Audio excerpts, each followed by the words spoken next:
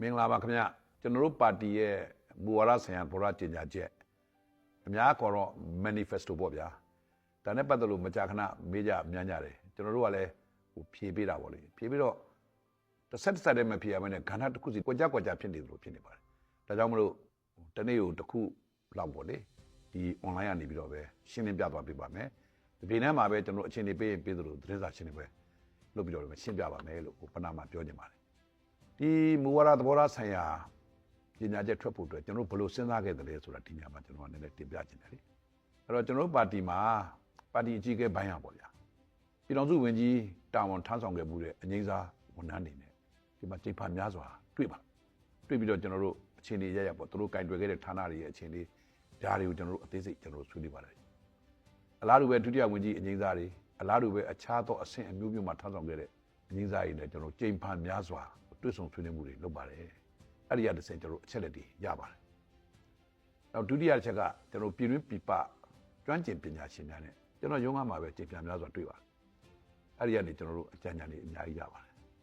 နောက်ကျွန်တော်တို့သိခဲ့တဲ့အချက်လက်တွေပုံမှာမူတည်ပြီးတော့ခေါင်းတင်လိုက်ချပေးပြီးတော့ဘိုလ်လုံးမှုဆောင်အဖွဲ့ပေါ့ဟိုဌာနချုပ်ကဘိုလ်လုံးမှုဆောင်အဖွဲ့အစည်းအဝေးကျင်းပပြီးတော့အပတ်စဉ်ဘုရုနေတိုင်းဒါကိုတယောက်ကဆွေးနွေးခိုင်းပါတယ်ကျန်တဲ့လူကဝိုင်းပြီးတော့မေးပါတယ်အဲ့ဒါမှကျွန်တော်တို့အဖြစ်ရှာပါတယ်နောက်ဆုံးကျွန်တော်တို့က way forward ပေါ့ဒါမှမဟုတ်လို့ရှိရင်ကျွန်တော်နောက်ဆုံးကျွန်တော်တို့ကfood for thought ပေါ့ဗျာစဉ်းစားစရာအတွေးစာတွေကျွန်တော်ဆွဲထုတ်ပါတယ်ဆိုတော့ကျွန်တော်မှတ်တမ်းတင်ပါတယ်အလားတူပဲအပတ်စဉ်ကြာသွင်းနေတိုင်းစာအုပ်တုပ်ကိုပေးတယ်ဒါကျွန်တော်ပါတီစည်းရုံးနဲ့ပတ်သက်တဲ့စာအုပ်ပဲဖြစ်ဖြစ်ပါတီတည်ဆောက်ရေးနဲ့ပတ်သက်တဲ့စာအုပ်ပဲဖြစ်ဖြစ်အမျိုးမျိုးပေါ့ဗျာကမ္ဘာကြီးရမြန်မာကြီးရကိစ္စတွေရှိတယ်ဒါကိုကျွန်တော်တို့အပတ်စဉ်ကြာသွင်းနေတိုင်းတယောက်ကဟောပြောတယ်ကျန်တဲ့လူတွေအားလုံးကဝိုင်းဝန်းပြီးတော့အကြံပြုကြတယ်ဖြစ်ဆွဲဆွေးနွေးကြတယ်ဒါတွေလုပ်ပါတယ်အဲ့ဒီအချက်လက်တွေကိုစုပြီးတော့ကျွန်တော်တို့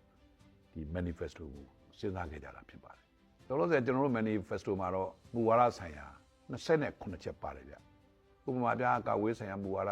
လုံခြုံရေးဆိုင်ရာမူဝါဒလာတိုင်းသားစေလူညီညွတ်ဆိုင်ရာမူဝါဒလူငယ်ဆိုင်ရာမူဝါဒအမျိုးသမီးဆိုင်ရာမူဝါဒအကျဉ်းချုပ်မှုဆိုင်ရာမူဝါဒစသည်ဖြင့်ပေါ့ဒါတွေကျွန်တော်တို့အသေးစိတ်ဆွေးနွေးထားပါတယ်။ဒီ manifesto စာအုပ်ထဲမှာတော့အကျဉ်းမဲ့ခေါင်းစဉ်လောက်ပဲပါတာပေါ့။ဟိုတခုချင်းအကျယ်အောက်ကဘယ်နည်းပဲပုံအကောင့်ထဲပေါ်မယ်ဆိုတော့ကျွန်တော်တို့တခုချင်းကျွန်တော်စောစောပြောလို့ကျွန်တော်ရှင်းသွားမှာဖြစ်ပါတယ်အင်တာဗျူးလဲကျွန်တော်လုပ်ပါမှာဖြစ်ပါတယ်အဲ့တော့ကျွန်တော်ရဲ့ manifesto ကအတွေးသက်ပုံပဲနဲ့တကယ်အကောင့်ထဲပေါ်လို့ရတဲ့အချက်လက်တွေအကောင့်ထဲပေါ်ရင်တော့မှအချိန်ကန့်သတ်ချက် time frame နဲ့